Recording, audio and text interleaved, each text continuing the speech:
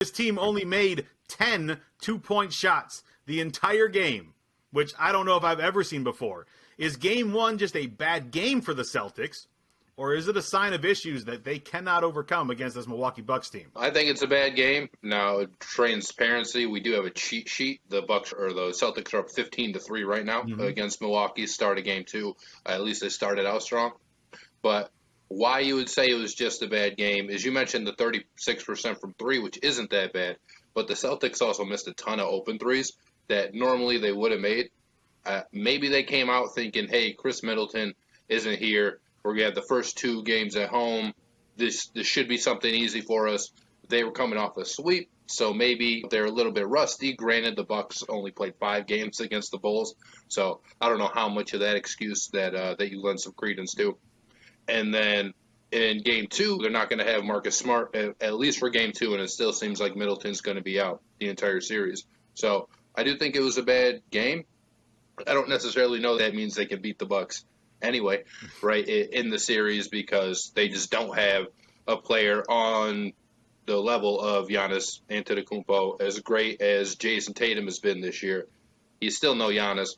Giannis has proven that he can do it in the playoffs just last year. He's got 2 regular season MVPs, and that might end up being the difference. Tatum can't really muscle out Giannis like he could KD last series, and even in the first game where Giannis didn't shoot so well, he still had a triple-double, and he still dominated really on both ends of the floor. I think his plus-minus, which isn't always the best stat. I think he was like plus 26 or something, shooting 10 of maybe 25.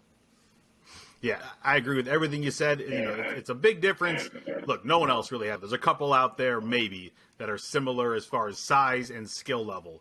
But to be 6'11", or 7 foot, I'm not sure exactly what his height is at this point, and have the skills that he has and the ability to really take it to the rack, yeah, Jason Tatum is a really good player.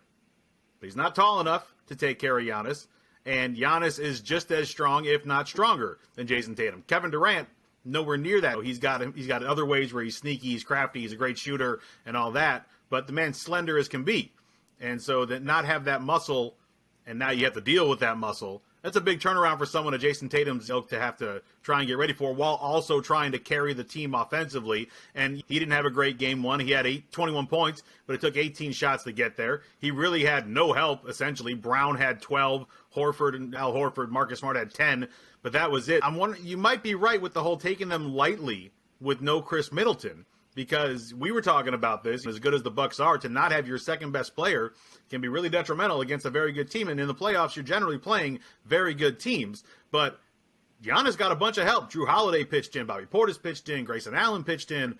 And unlike Brooklyn for the Celtics, they're now playing a team that plays a little bit of defense as well. And so the life just got a lot harder for the Celtics to have to get through this. And you already given up home field advantage. Definitely not a good look. They have to bounce back. And, you know, now you got Magic coming out tweeting that if the Celtics lose this game, it's going to be a sweep by Milwaukee. You got to feel good going home up 2-0. It doesn't mean the series is over, but this feels like it is a must-win game for Boston, because you don't want to go to Milwaukee down 0-2. Man on a mission, I'ma get it. You know I be on a what? Yeah.